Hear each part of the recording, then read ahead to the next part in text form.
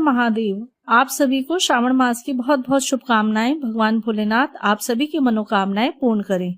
इस वीडियो में हम श्रावण मास महात्म्य अध्याय 6 का श्रवण करेंगे। इससे पहले एक महत्वपूर्ण सूचना, हमारे इस चैनल पर डेली ही शिव महापुराण और श्रावण मास महात्म्य की कथा सुनाई जा रही है। तो आपने अभी तक अगर हमारे चैनल को सब्सक्राइब नहीं किया है तो आपसे अनुरोध है हमारे चैनल को सब्सक्राइब करें, और अगर आपको हमारी वीडियो पसंद आती है तो वीडियो को लाइक एंड शेयर जरूर करें। और यदि आपके पास हमारे लिए कुछ सुझाव हैं तो उस सुझाव को कमेंट बॉक्स में जरूर लिखें। तो आइए श्रवण करते हैं श्रावण मास महात्म्य अध्याय 6। सनत कुमार बोले, हे भगवान, मैंने रविवार का हर्षकारक महात्म्य सुन लिया।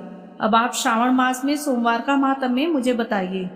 ईश्वर बोले, हे सनत कुमार, सूर्य मेरा नेत्र है, उसका महात्म्य इतना श्रेष्ठ है तो फिर उमा सहित मेरे नाम वाले उस सोमवार का कहना ही क्या। उसका जो महात्म्य मेरे लिए वर्णन के योग्य है उसे मैं आपसे कहता हूँ। सोम चंद्रमा का नाम है और यह ब्राह्मणों का राजा है। यज्ञों का साधन भी सोम है। उस सोम के नाम के कारणों को आप सावधान होकर मुझसे सुनिए, क्योंकि यह वार मेरा ही स्वरूप है, अतः इसे सोम कहा गया है। इसीलिए यह समस्त राज्य का प्रदाता तथा श्रेष्ठ है। व्रत करने वालों को यह संपूर्ण राज्य का फल देने वाला है। हे विप्र, उसकी विधि सुनिए। मैं आपको विस्तार पूर्वक बता रहा हूँ। 12 महीनों में सोमवार अत्यंत श्रेष्ठ है।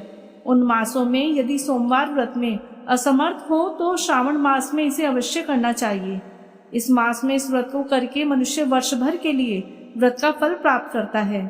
श्रावण मास में शुक्ल पक्ष के प्रथम सोमवार को यह संकल्प करे कि मैं विधिवत इस व्रत को करूंगा या करूंगी। शिव जी मुझ पर प्रसन्न हो। इस प्रकार चारों सोमवार के दिन, और यदि 5 हो जाए तो उसमें भी प्रातःकाल यह संकल्प करें और रात्रि में शिव जी का पूजन करें। 16 उपचारों से सायंकाल में भी शिव जी की पूजा करें और एकाग्रचित होकर इस दिव्य कथा का श्रवण करें। हे सनत कुमार, इस सोमवार की कही जाने वाली विधि को अब मुझसे सुनिए। श्रावण मास के प्रथम सोमवार को इस श्रेष्ठ व्रत को प्रारंभ करें। मनुष्य को चाहिए कि अच्छी तरह से स्नान करके पवित्र होकर श्वेत वस्त्र धारण कर लें और काम, क्रोध, अहंकार, द्वेष, निंदा आदि का त्याग करके मालती, मल्लिका आदि श्वेत पुष्पों को लाएं। इनके अतिरिक्त अन्य विविध पुष्पों से तथा अभिष्ट पूजन उपचारों के द्वारा त्र्यंबक इस मूल मंत्र से शिव जी की पूजा करें। उसके बाद कहें, मैं शव, भावनाश, महादेव, उग्र, उग्रनाथ, भाव, शशिमौली, रुद्र, नीलकंठ, शिव तथा भवहारी का ध्यान करता हूँ। इस प्रकार अपने विभव के अनुसार मनोहर उपचारों से देवेश शिव का विधिवत पूजन करें। जो इस व्रत को करता है उसके पुण्य फल को सुनिए। जो लोग सोमवार के दिन पार्वती सहित शिव की पूजा करते हैं वे पुनरावृत्ति से रहित अक्षय लोक को प्राप्त करते हैं।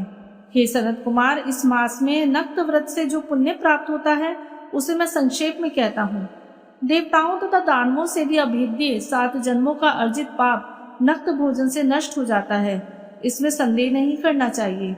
अथवा इस अत्युत्तम व्रत को उपवास पूर्वक करें। इसे करने से पुत्र की इच्छा रखने वाला मनुष्य पुत्र प्राप्त करता है और धन चाहने वाला धन प्राप्त करता है। वह जिस जिस अभिष्ट की कामना करता है उसे पा जाता है। इस लोक में दीर्घकालिक वांछित सुख उपभोगों को भोग कर अंत में श्रेष्ठ विमान पर आरूढ़ होकर वह रुद्र लोक में प्रतिष्ठा प्राप्त करता है। चित्त चंचल है, धन चंचल है और जीवन भी चंचल है, ऐसा समझकर प्रयत्न पूर्वक व्रत का उद्यापन करना चाहिए। चांदी के वृषभ पर विराजमान सुवर्ण निर्मित शिव व पार्वती की प्रतिमा अपने सामर्थ्य के अनुसार बनानी चाहिए। इसमें धन की कृपणता नहीं करनी चाहिए। उसके बाद एक दिव्य तथा शुभ लिंगतो भद्र मंडल बनाएं तथा उसमें 2 श्वेत वस्त्रों से युक्त एक घट स्थापित करें। घट के ऊपर तांबे या बांस का बना हुआ पात्र रखें और उसके ऊपर उमा सहित शिव को स्थापित करें। उसके बाद श्रुति, स्मृति तथा पुराणों में कहे गए मंत्रों से शिव की पूजा करें। पुष्पों का मंडप बनाएं तथा उसके ऊपर सुंदर चंदोबा लगाएं। उसमें गीतों तथा बाजों की मधुर ध्वनि के साथ रात में जागरण करें। उसके बाद बुद्धिमान मनुष्य अपने गृह सूत्र में निर्दिष्ट विधान के अनुसार अग्नि स्थापन करे और फिर शव आदि 11 श्रेष्ठ नामों से पलाश की समिधाओं से 108 आहुति प्रदान करे। यव, व्रीहि, तिल आदि की आहुति आप्यायस्व इस मंत्र से दें और बिल्व पत्रों की आहुति त्र्यंबक, अथवा षडक्षर मंत्र ओम नमः शिवाय से प्रदान करें। उसके बाद सृष्टकृत होम करके पूर्णाहुति देकर आचार्य का पूजन करें तथा बाद में उन्हें गोदान प्रदान करें। उसके बाद 11 श्रेष्ठ ब्राह्मणों को भोजन कराएं तथा उन्हें वंश पात्र सहित 11 घाट प्रदान करें। इसके बाद पूजित देवता को तथा देवता को अर्पित सभी सामग्री आचार्य को दे और तत्पश्चात प्रार्थना करें मेरा व्रत परिपूर्ण हो और शिवजी मुझ पर प्रसन्न हो। उसके बाद बंधुओं के साथ हर्षपूर्वक भोजन करें। इसी विधान से जो मनुष्य इस व्रत को करता है वह जिस जिस अभिलक्षित वस्तु की कामना करता है उसे प्राप्त कर लेता है और अंत में शिवलोक को प्राप्त होकर उस लोक में पूजित होता है। हे सनत कुमार, सर्वप्रथम श्री कृष्ण ने इस मंगलकारी सोमवार व्रत को किया था। श्रेष्ठ आस्तिक तथा धर्मपरायण राजाओं ने भी इस व्रत को किया था। जो इस व्रत का नित्य श्रवण करता है वह भी उस व्रत के करने का फल प्राप्त करता है। इस प्रकार स्कंद पुराण के अंतर्गत ईश्वर सनत कुमार संवाद में श्रावण मास महात्म्य में सोमवार व्रत कथन नामक 6वां अध्याय पूर्ण हुआ। ओम नमः शिवाय।